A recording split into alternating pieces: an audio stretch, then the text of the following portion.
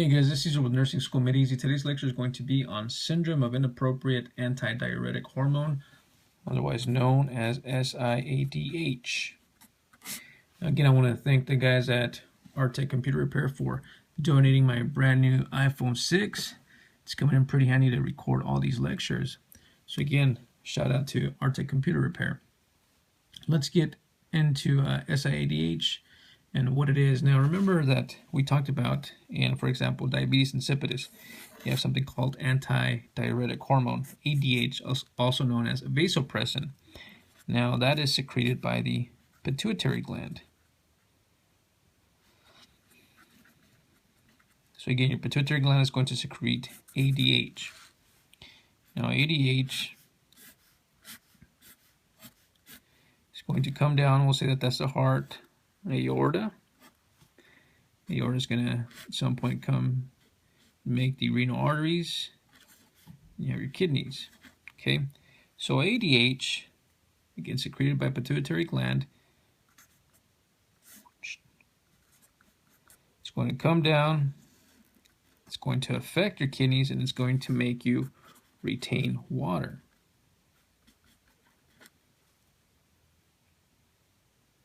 Remember that your kidneys are supposed to produce urine, the ureters, right? That urine is going to go to the bladder, it'll collect there until you pee. Now, in diabetes insipidus, remember you had a problem with ADH. Maybe you didn't produce it, maybe your pituitary gland didn't produce it because of some type of trauma, or maybe you had the pituitary gland removed. Or maybe you did produce it, but your kidney did not respond. So what ended up happening is you were constantly peeing, constantly going to the bathroom, constantly voiding. So you're becoming dehydrated. Well, in SIADH, we have the opposite effect. We have abnormal secretion of antidiuretic hormone, also known as vasopressin. So in this case, again, antidiuretic hormone is coming to your kidney, and in this case, it is telling your kidney, stop peeing, stop getting rid of water. So in SIADH, you have increased fluid or water retention. So that is the main difference. Again, in this case, you have increased fluid retention. You're not getting rid of any water at all. So in this scenario, you have very little urine production, and the urine production, or the urine that you produce, will be highly concentrated. Okay, that is very, very different from diabetes insipidus. In diabetes insipidus, you had very, very, very dilute urine. In SIADH, you're going to have very, very concentrated urine, very, very dark urine. So what causes SIADH? The main cause is some type of malignancy. Most often small cell lung CA,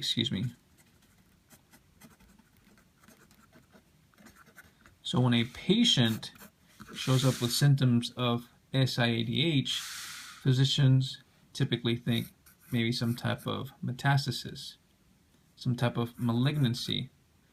Again, most likely small cell lung CA. I think I got that backwards, but you get the point. So now let's focus on some signs and symptoms, some clinical manifestations. What would your patient show? Now again, we talked about how you're going to be retaining fluid, you're going to be retaining water. So number one, you're going to have, if you can get this to focus, increase weight gain.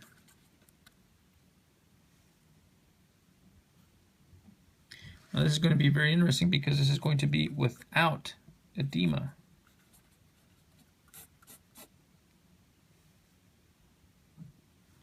Number two, you're going to have dilutional hyponatremia. Now this is very, very important. You must understand this. Okay, again,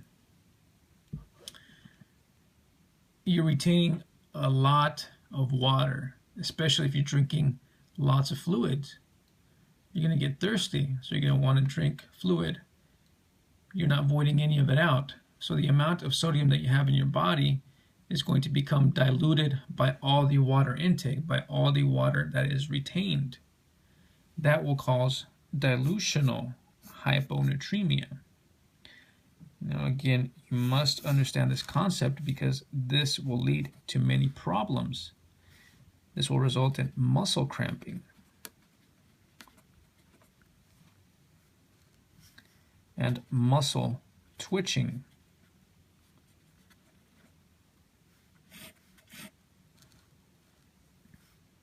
This will also lead to abdominal pain,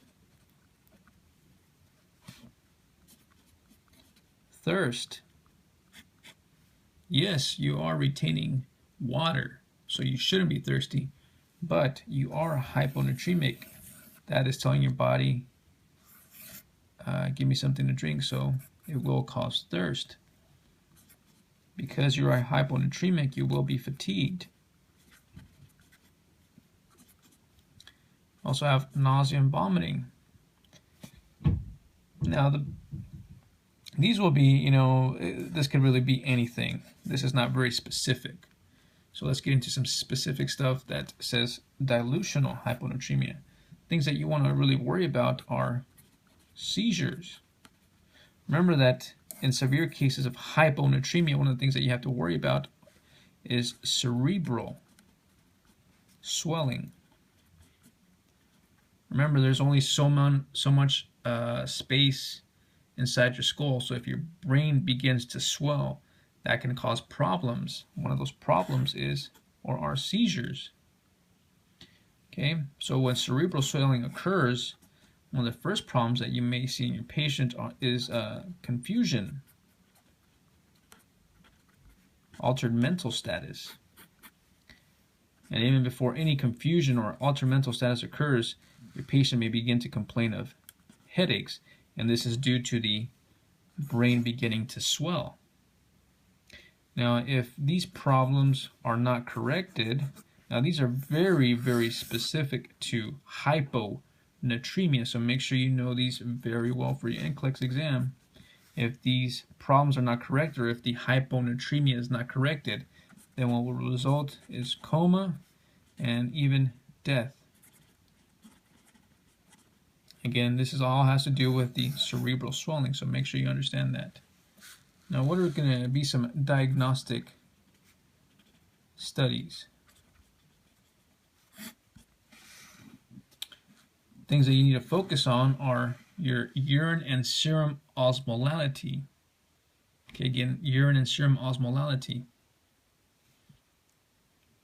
Remember that serum sodium, anything less than 134 is considered hyponatremic.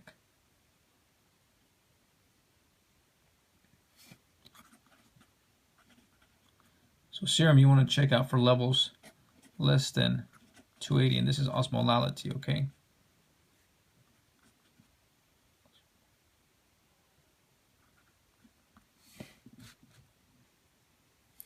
Now, the other thing that you want to pay close attention to, just like you did in diabetes insipidus, is the urine-specific gravity.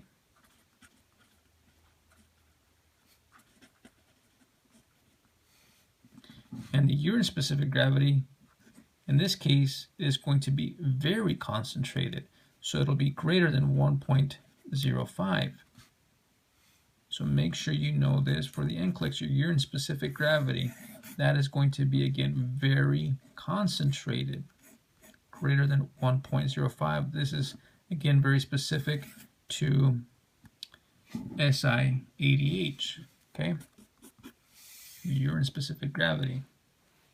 Now, what are some interventions that you can do for these patients? Again, these are all going to be based off of that hyponatremia. Again, interventions Number one, you're going to restrict fluid intake.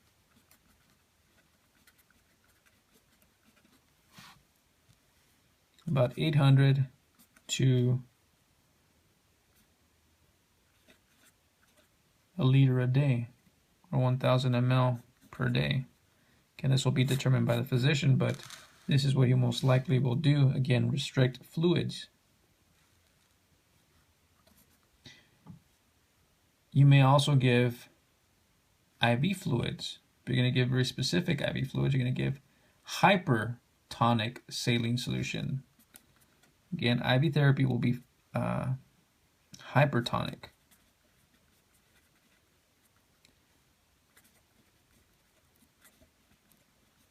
Hypertonic just means it has large amounts, in this case sodium, because again you are hyponatremic, so you want to bring those sodium levels up.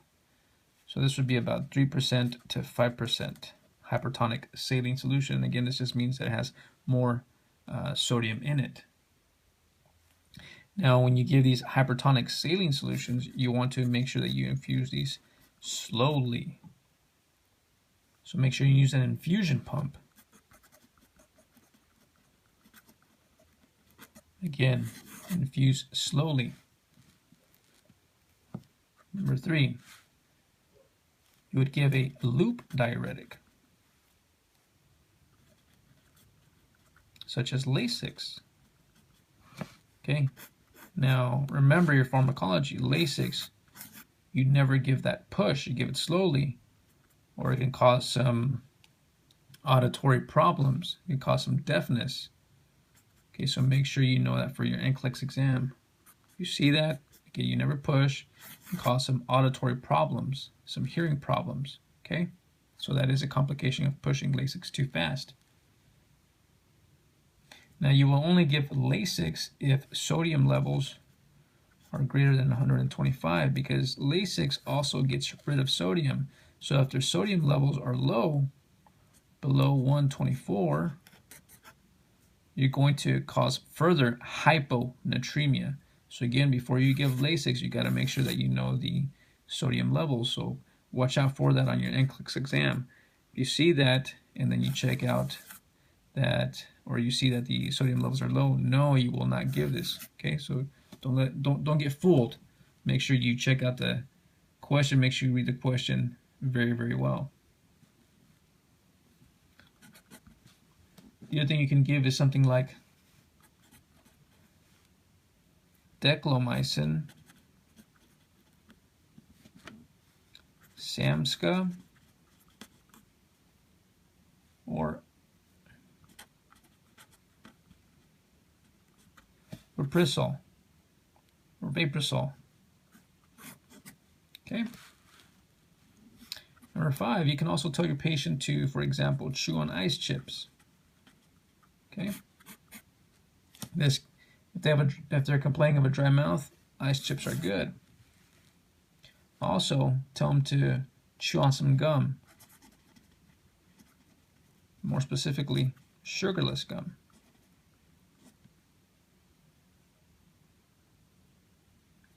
Now again, the hope of this type of therapy is to increase sodium levels, so they may also be encouraged to increase sodium intake.